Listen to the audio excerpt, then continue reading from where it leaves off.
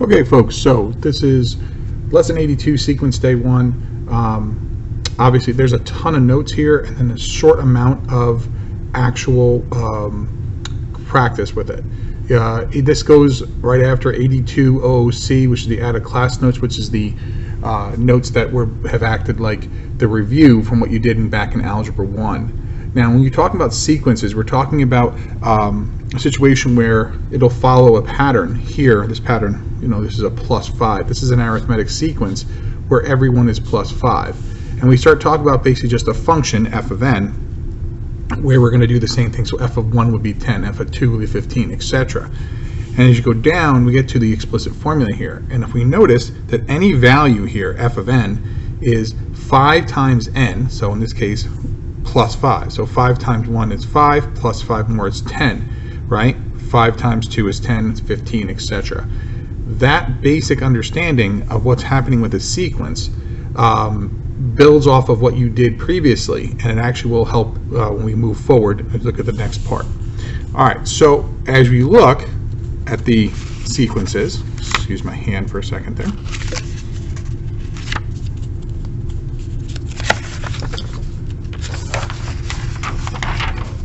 We can see here written out in a form like this, where we say, the n on the top and then f of n. So this is your domain and your range, where f of n is f of 1 plus d, which is the common difference, times n minus 1. So it's how many jumps away did you have.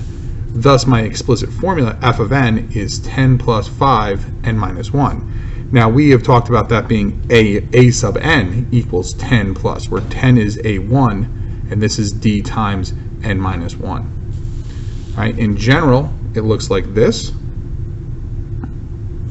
And then here's obviously the terms. And then here is your general formula.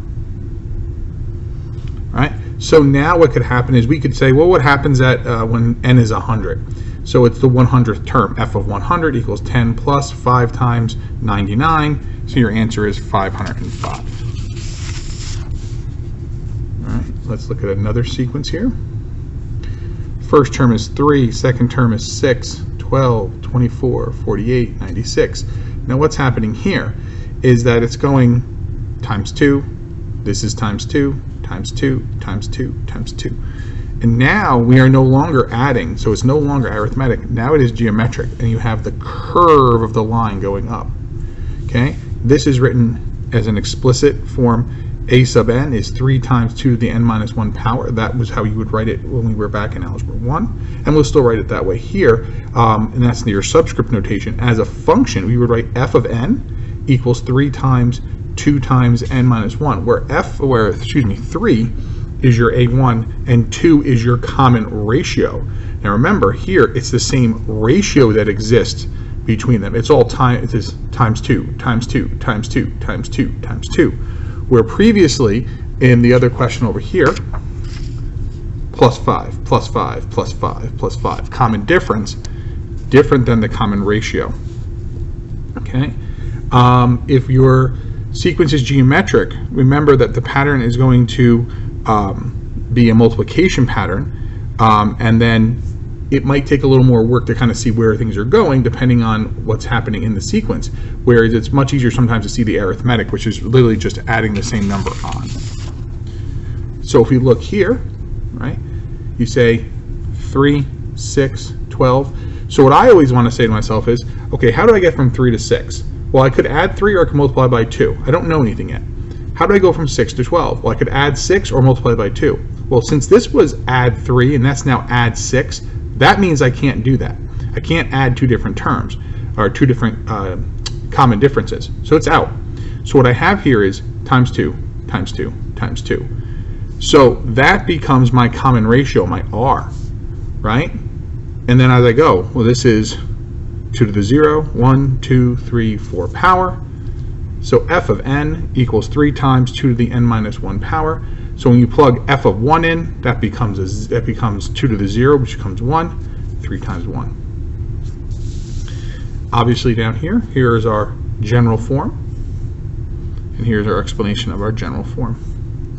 Once I know this, I can of course now do f of 9, let's say, where that plugs in, and you end up with 3 times 2 to the 9 minus 1 power, or 3 times 2 to the 8th. That's 256. 3 times 256 is 768. Right, oops, sorry.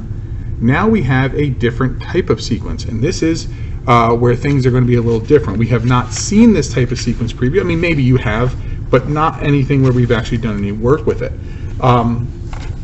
What's happening here is you have a sequence which is now going to be referred to as a Fibonacci sequence, right? 0, 1, 1, 2, 3, 5, 8, etc., etc., etc. So from 1 to 0, you add 1. From 1 to 1, you add 0. That makes no sense. From 1 to 2, you add 1. This is weird. It's not going in the same pattern. But if you notice, what you really start off with is your original of 0 and 1. And then if you add 0 plus 1, you get 2. If you add 1 plus 1, you get, take that back. 0 plus 1, 0 plus 1, you get 1. You add 1 plus 1, you get 2. You add 2 plus 1, you get 3. You add 2 plus 3, you get 5. Now what you're doing is you're adding back the previous two terms. So these first two terms are given to you. The first two, the 0 and the 1, must be given. And then what happens, you add them to make the next term. Then you add the 2, this and that, boom. Then these two, etc. And here is the explicit formula for that.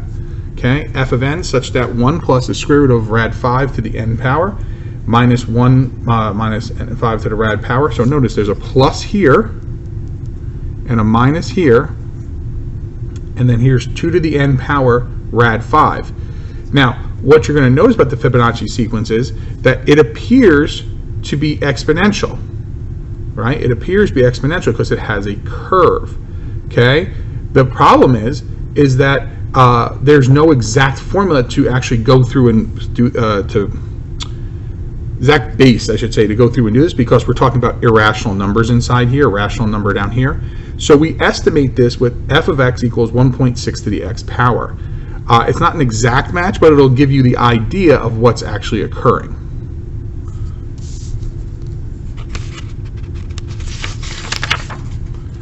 So now let's try a few examples. Okay? So let's try a few examples. Now, these examples are pretty straightforward if you just think about what they're asking you, and you don't have to get so deep into them. And we'll talk more about Fibonacci sequence later, but I just wanted to make sure we saw that.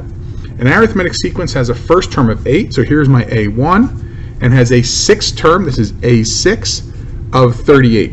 What's the 50th term? So if my first term is 8, second term, third term, fourth term, fifth term, and my sixth term is 38, right? That's what I have. So what I know is that 38 is equal to 8 plus whatever the common difference is, I don't know what that is, and then it's going to be how many jumps? 1 jump, 2 jump, 3 jump, 4 jump, 5 jump. 5 jumps.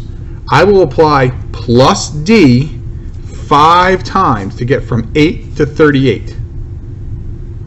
Okay, well now move that over. And I get 30 equals 5D, divide off, and I get that D is 6. So once I know my value of D, I can now go and get my explicit form of my definition. Right? In this game, AN is the first term 8 plus 6 times n minus 1.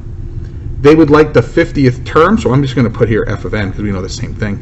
So f of 50 is 8 plus 6, 50 minus 1, or 8 plus 6 times 49, which yields for me 8 plus 294, which gives me 302 as an answer. So, again, if you're having a hard time following what I just did there, rewind this back and watch it back. Watch the steps. You're jumping. How many jumps are happening? 5. That's why the 5 got here. That's where it came from. What I'm trying to do there is find my value of D. Once I have my value of D, I plug in. This is A1. This is D. Okay? Arithmetic. Now let's look at a geometric. List 3 positive geometric means between 1 and 81. So basically what they're saying to me is, hey, my first term is 1, And my 2, 3, 4, right, so 1, 2, 3, 4. My fifth term is 81. That's what they're basically asking me to do. What they're saying is 81 is equal to 1 times r, because remember this is times r, each time times r, times r, times r, right? Times r to the fourth power, because it's the 1, 2, 3, 4 jumps away. Well, the 1 is great because I don't have to worry about him. So I'm going to raise this to the 1/4 power, or take the 4th root. 1/4 power is okay. And that will yield me an r. And this will yield me a 3. Okay? So I now have r. So if I start at 1, 1 times 3 is 3. There's one of my means. 3 times 3 is 9. There's another of my means. 9 times 3 is 27. Awesome.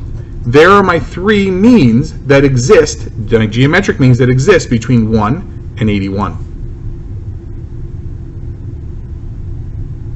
And again, if you're not sure on this, rewind it back, check it out, because it's all right there in our notes, and that's all that's happening. We're going to multiply by r every time, and that's the jumps away. Our last example together is going to say, it says find the 9th term in this sequence, 1, rad 2, 2. Okay, so what's happening each time? I'm going, how do I get from 1 to rad 2? Well, I could multiply by rad 2. Rad 2 times rad 2 is going to be rad 4, which is going to be 2. Okay, so I appear to have an r value of rad 2. I have an a1 of 1. So I'm looking for the 9th term. So in general, an is equal to 1 times rad 2 to the n minus 1 power. So I want the 9th term. A sub 9 is 1 times rad 2 to the 8th power. Why? 9 minus 1 is 8. Okay? Well, the 1 doesn't impact anything. I think we all can agree 1 doesn't impact anything. Rad 2 is the same as 2 to the 1/2 power. 1/2 times 8 is 4. 2 to the 4th power is 16. My answer here is just 16. Okay? So what I would like you to do is spend some time, try out the homework. The answer key is attached onto your teams. And you want to make sure, folks, that you have questions that you're asking them. All right, that'll do it for today. Thank you and have a good one.